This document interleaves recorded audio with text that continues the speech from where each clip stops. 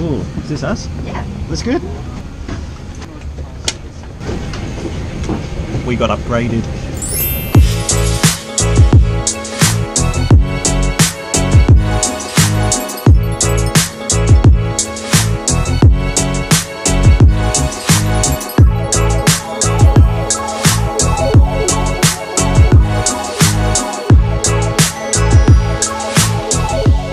This is a travel vlog.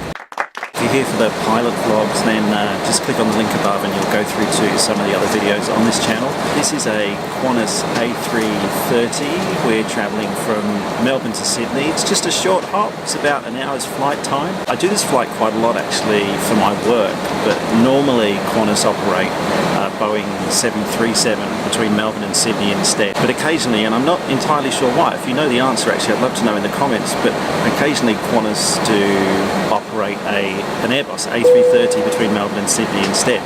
It's always great when you get the A330 because if you're in economy the configuration is 232 as opposed to the 33 configuration that you get on the 737. That means if you're travelling as a couple, you can sit there together. One of you can have the window, the other one can sit next to you, and there's no one sitting next to you like there is on the 737. So when I booked this flight from Melbourne to Sydney and realised that it was an Airbus A330, I was pretty happy with that. And then I got the Qantas email that comes through, which you've probably seen before, the one that says, would you like to offer an upgrade to business class for this flight? Which I ignored. I always ignore it. And then I got a follow-up, this one, which said, are you sure this is your last chance to offer an upgrade for the flight? And normally I would have ignored it, but it kind of got me thinking, if I'm on the A330, never flown business on an A330 before, so I had a look at what the options were to do the upgrade, and it turns out you could put in a pretty low points offer and a small amount of cash as well, and then Qantas would consider your upgrade. So I clicked on the link on the email, and then you see this page where you can put in a points amount that you want to offer and an amount of cash as well. That gets submitted to Qantas, and then they'll tell you if you're successful or not.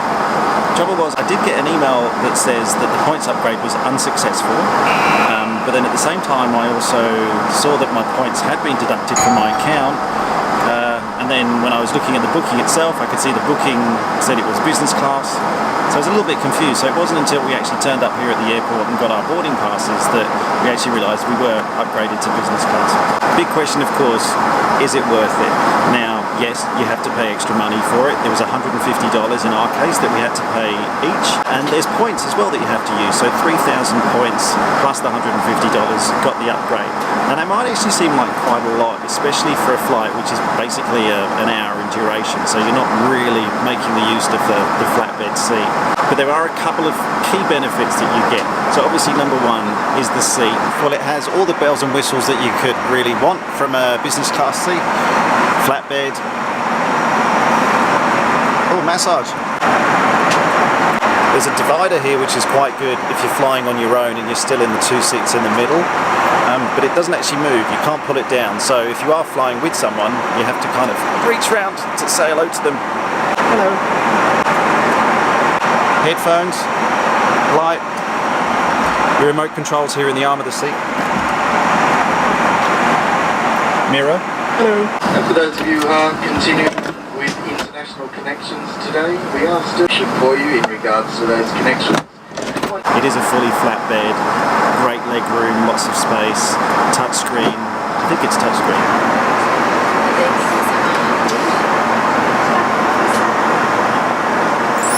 Plenty of channels, so the entertainment services are really good. We are going to get an in-flight service in a minute. I'm not sure what that is.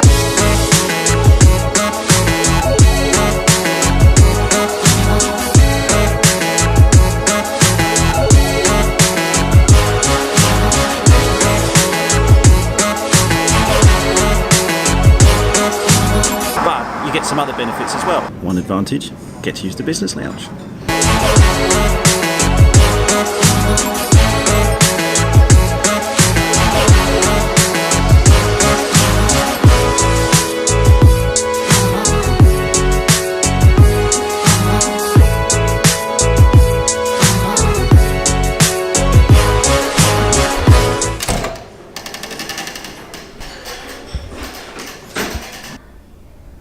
There's a shower in here. That's good.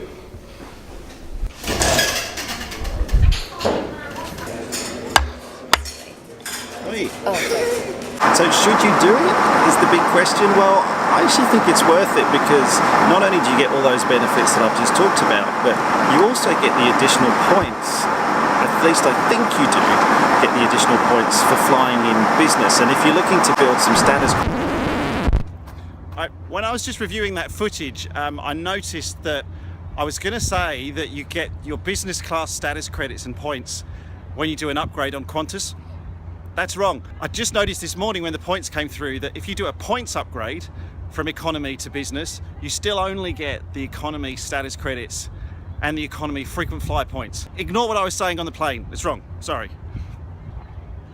Also, I could have done this bit in the hotel, but I really wanted to get the harbour bridge into this video. Look at that view. Okay, back to the plane. Just on points, I think I'll do a whole different video on this because I've been asked a few times on ways to earn frequent flyer points. Now obviously there's flying itself, which is a good way to do it, but honestly my key tip is credit cards. If you've got an existing credit card and you're not earning frequent flyer points on it, have a look around and see if there are any other options, either with your bank or with someone else, where you could earn frequent flyer points just by spending the money you're already spending. For example, Qantas have got an American Express offer at the moment where their new credit card, if you're a new American Express customer, gives you 100,000 frequent flyer points as a bonus.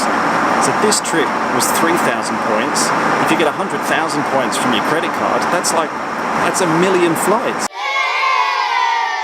So definitely worth looking into seeing if you can get a credit card which earns you frequent flyer points and then using that for upgrades like this.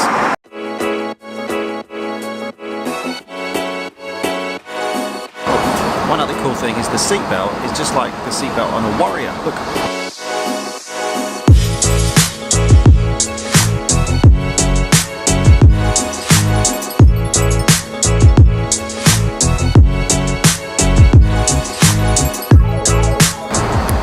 Just like a Warrior, a little bit bigger though.